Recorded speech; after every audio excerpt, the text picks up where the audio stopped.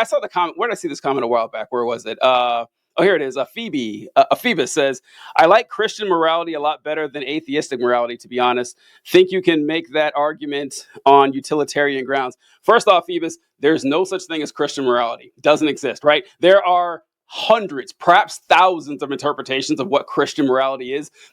Assuming you're a Christian, I don't know. But what morality Christians practice today around the world is nothing at all like the morality Christians practiced 1,000 years ago.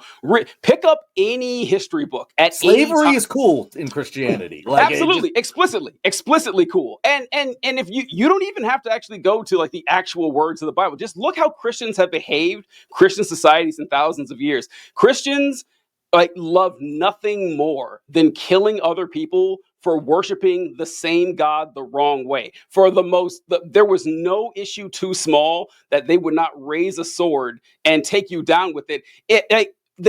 That's other Christians. Forget non-believers. Like they spread.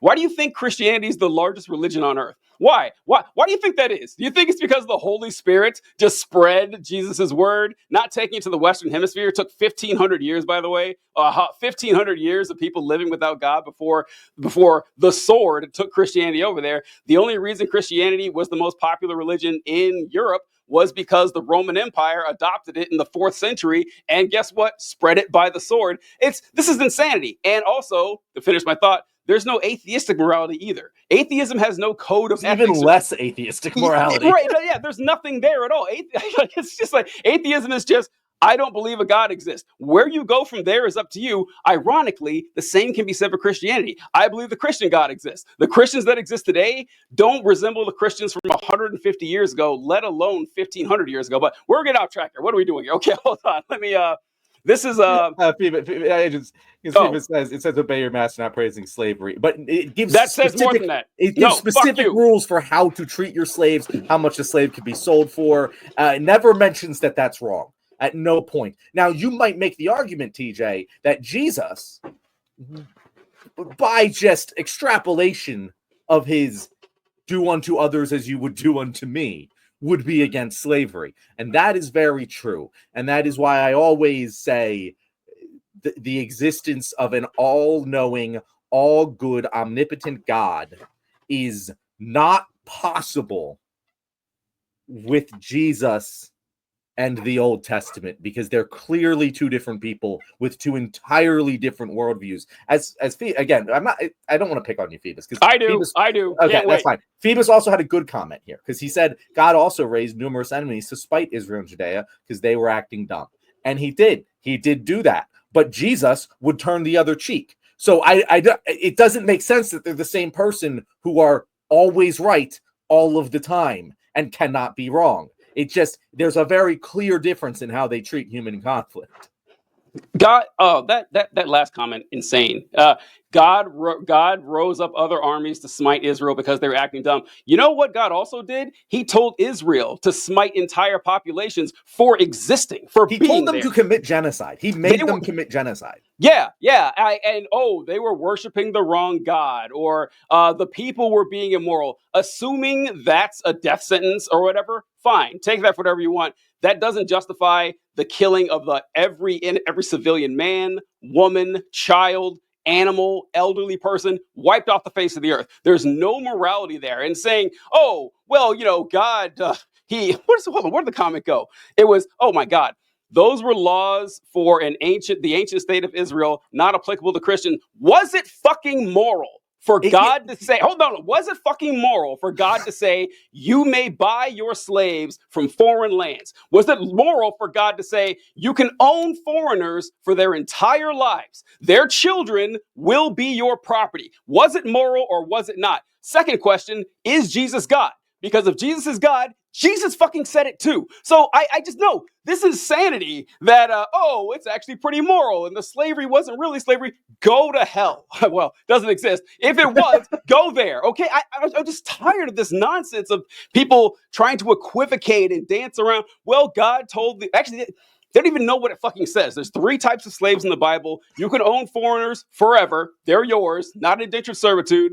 Hebrew males you could own for 6 years, set them free after the 7th year. Hebrew females, sex slaves, by the way, very clear, very obvious sex slaves. You could own them forever too. I'm sick of this shit. We gotta move on.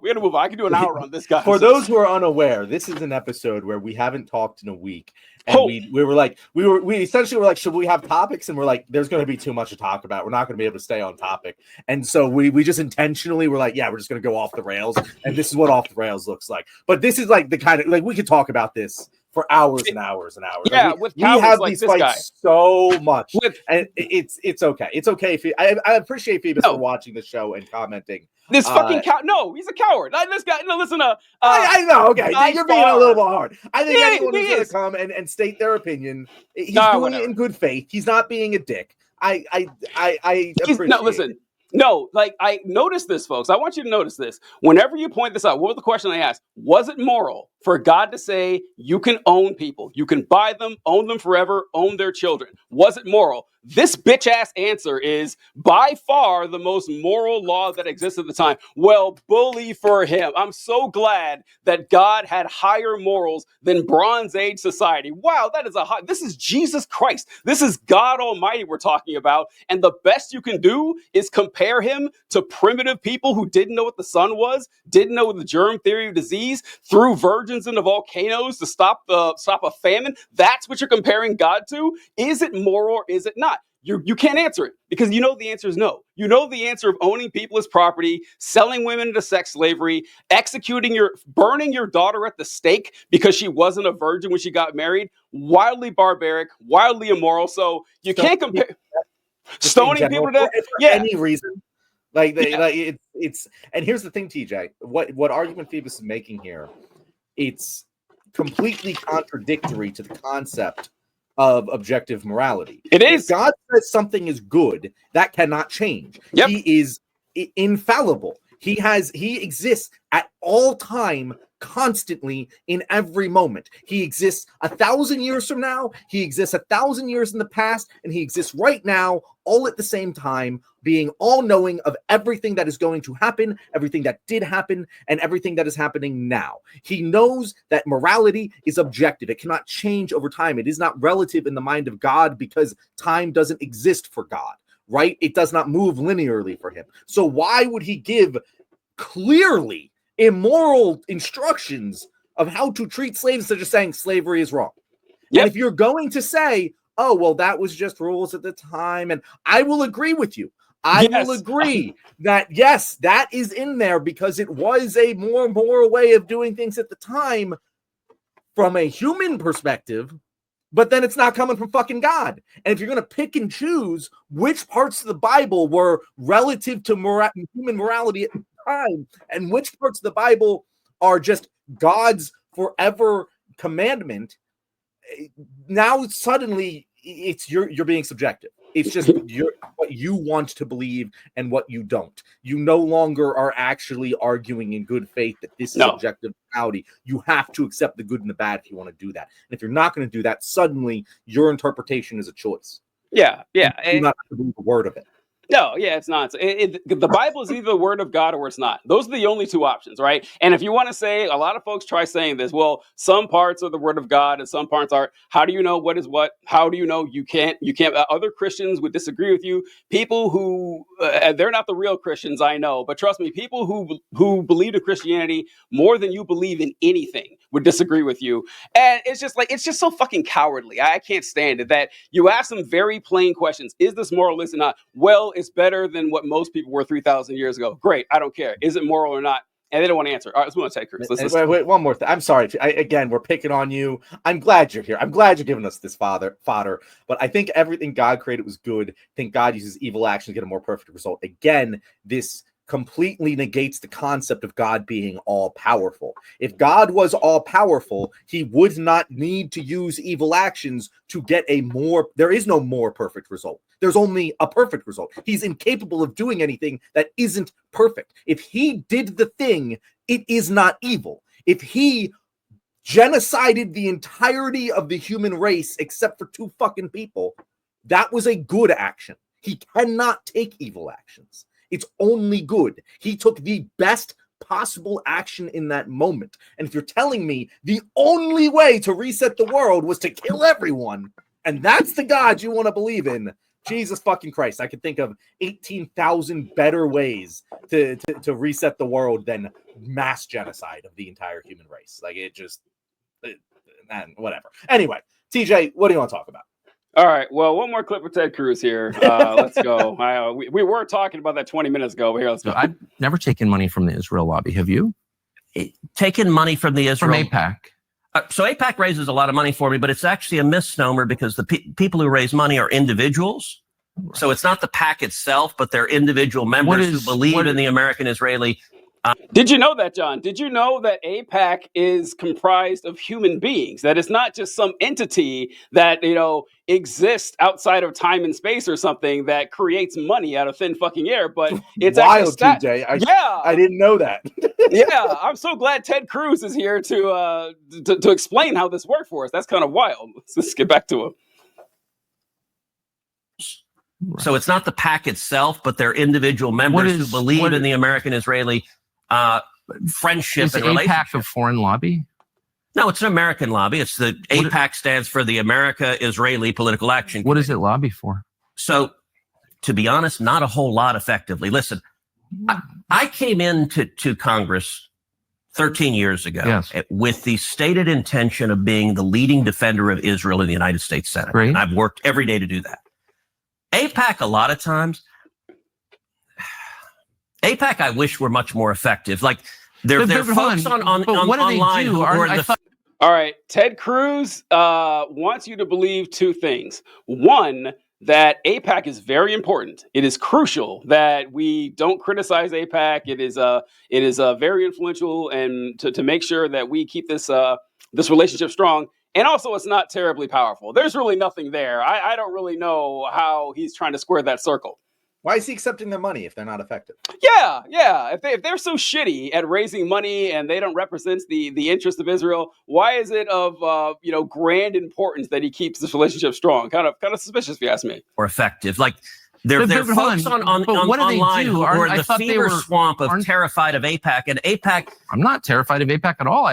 You're the one who seems a little uncomfortable when I'm asking. No, not uncomfortable at all. I'm just asking what AIPAC does. My understanding, having known a lot of people who work at AIPAC, is that it lobbies on behalf of the Israeli government. Wrong. Oh, okay. It's when was the last time AIPAC took a position that deviated from Prime Minister Netanyahu? All the time. Name one. Okay. Let me go back and give a little. All right, folks, let's do a little pool here. Let's do a little gambling here. Who wants to bet money that Ted Cruz can name one? He says all the time.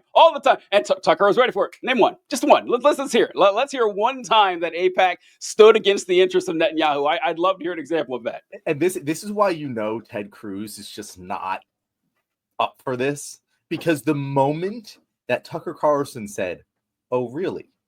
every alarm bell should have been screaming in Ted Cruz's brain. Shit, I'm walking into a trap. What? He's clearly been dog walking me this whole time. He just went, "Oh, really?"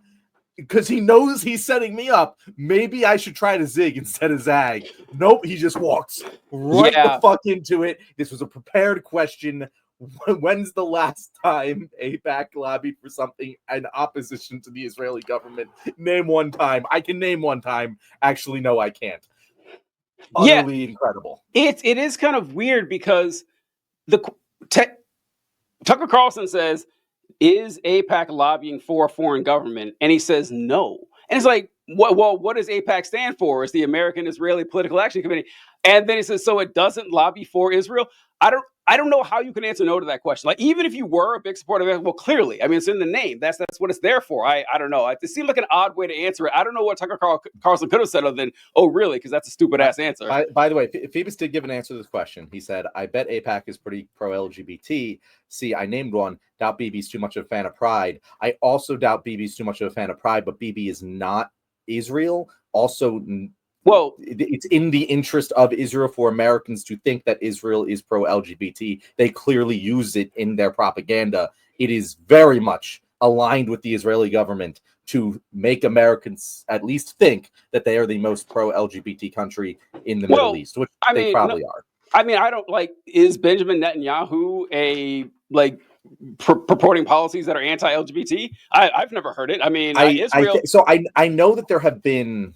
I don't want to speak to anything. I know that there is like conflict with LGBT. I remember reading something about how like when they started using that in the wake of the Hamas attacks, of like, remember they were just like sending the gay soldiers and the women out and they're making the videos and stuff, and like that was a very new thing in Israel. But it's admittedly way better than any other fucking Middle Eastern country. I'm look, sure. I mean, like, if it is a point of conflict in Israel.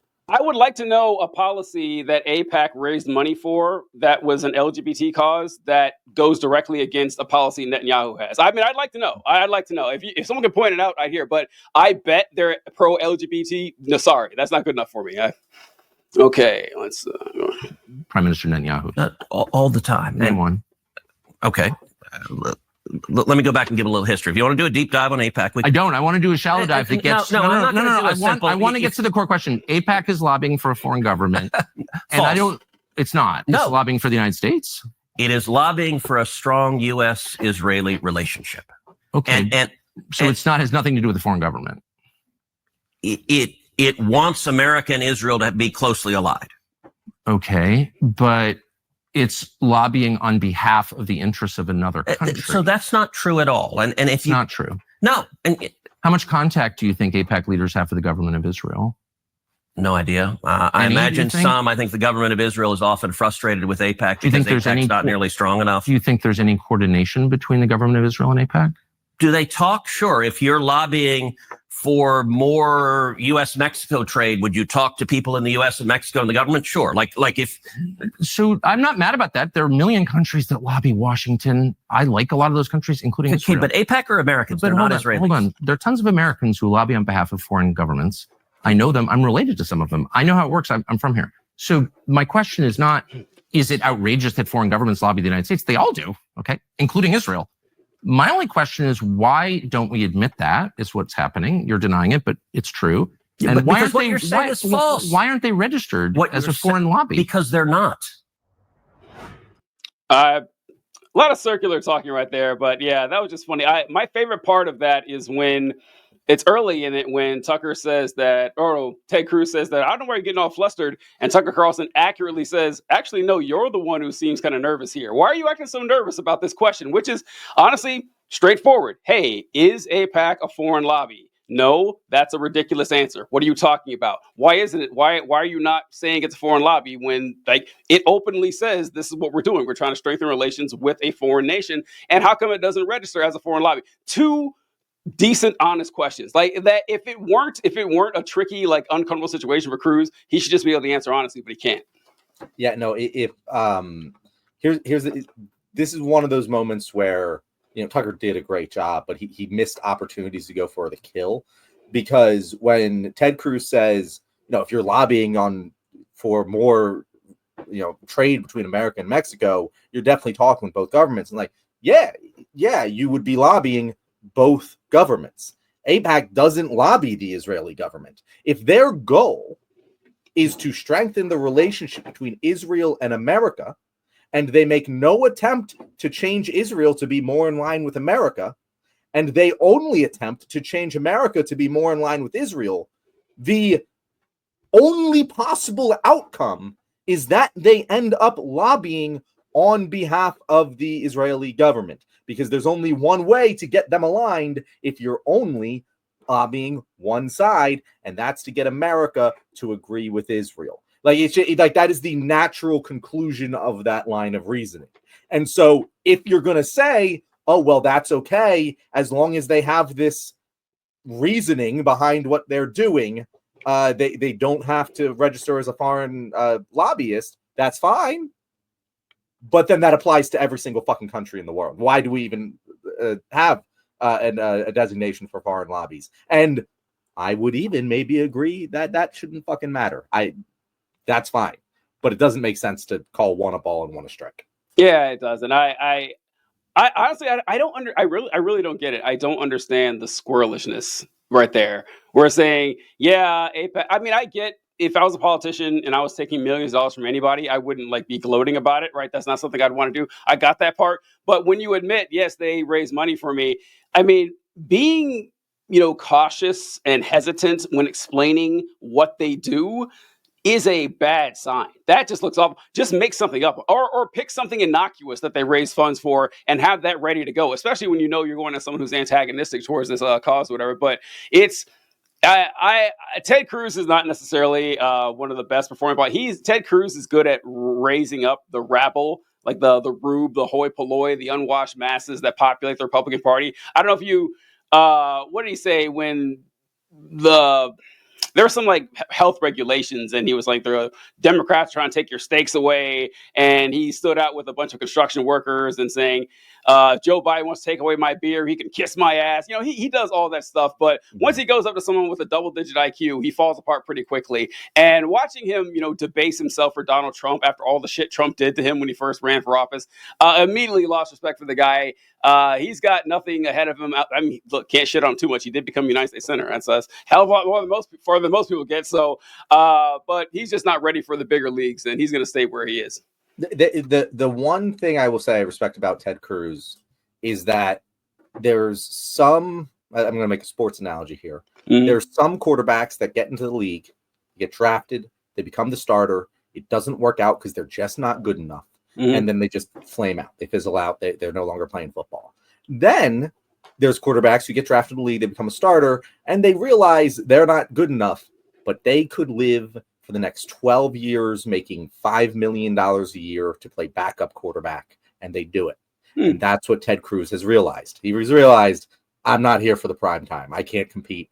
I'm just going to latch my ship to a stronger ship and follow in their wake. And to his credit, that's exactly what he should be doing in politics. That is the height of his ability. He has recognized that, and good for you, Ted Cruz, and your family, to recognize your own fallibility, and that if you try to fly too close to the sun, you're going to get burned.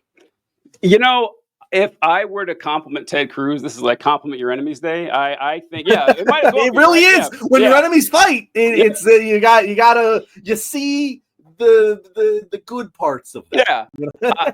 I do have to admit that. So when I was a kid, I remember I was a pretty politically nerdy kid. I was all into the shit and everything. And shocking, I know, right? But I remember learning in the late 90s, early 2000s that there had been no American president with a beard. I mean, still the case. We haven't had an American president with a beard since, I think, Benjamin Harrison, 1870s or something like that, or 1880s.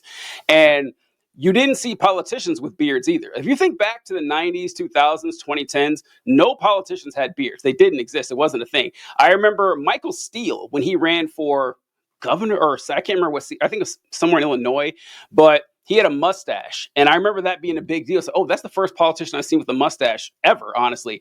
And Ted Cruz, I don't know 6-7 years ago or whatever, he kind of forged the path for politicians wearing beards, because he didn't have a beard until very recently, after 2016. So maybe 2018, 2020, somewhere around there, he grew a beard. Now you see them all the time. Now politicians have beards all over the place. He was one of the first to go out there and try to break that tradition, because people didn't have beards because studies show that voters were less likely to trust men with beards. That's just how it was for a long time. Now it's not the case. But you know what, Ted Cruz, good for forging the path that way. I commend you. That is an interesting change. It's not just politics. It's changed in all of society. Politics, the politicians kind of they caught up. We're second. They caught up. But when I was growing up as a kid in the 2000s, the 90s, you didn't see my dad shaved every fucking day. Yeah. He couldn't have a beard at his work. And it's not like he worked, at fucking Goldman Sachs or something. He's an insurance salesman. But it was just you have to shave every single day. That's gone off the fucking, I've never even heard. Because when I started wearing the beard, my dad was like, "You're allowed to wear that at your job?" I'm like, "Yeah." What the fuck are you talking about? No one complains about this. Really big 180 we did as a society there. And Phoebus said, if you follow the analogy, doesn't that make Trump a superstar quarterback? Odd praise, laugh out loud.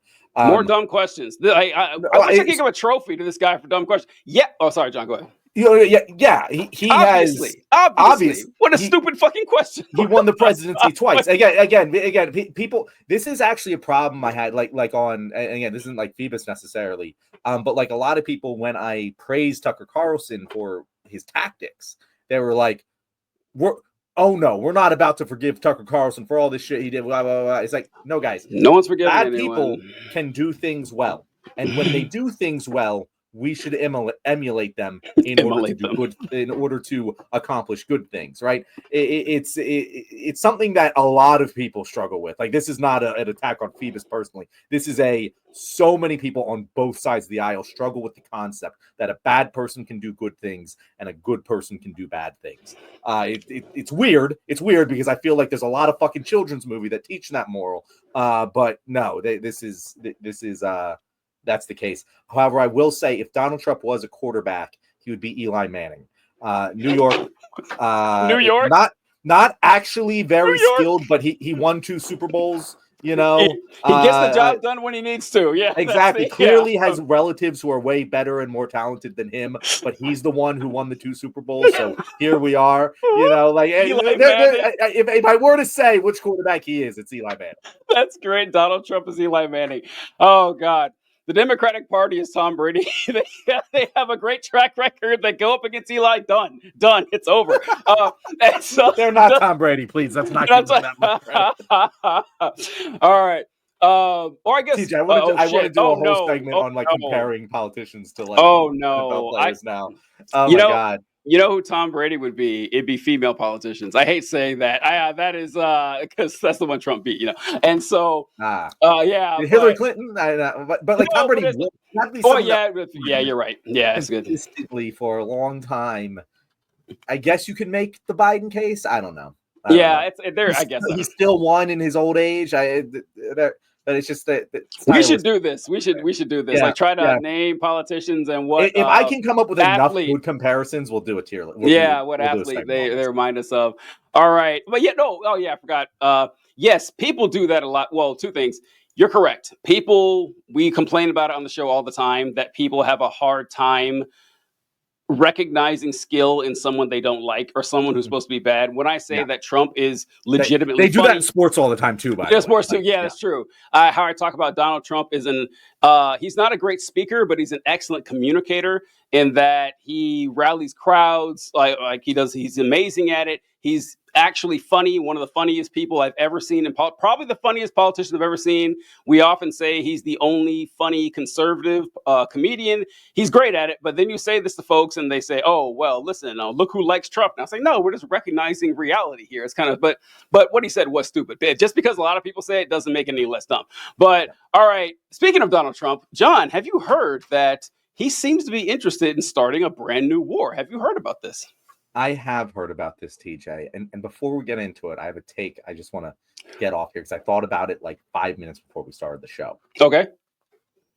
And ever since then, I've convinced myself of it more. All right. I don't think Donald Trump really cares either way about what's happening.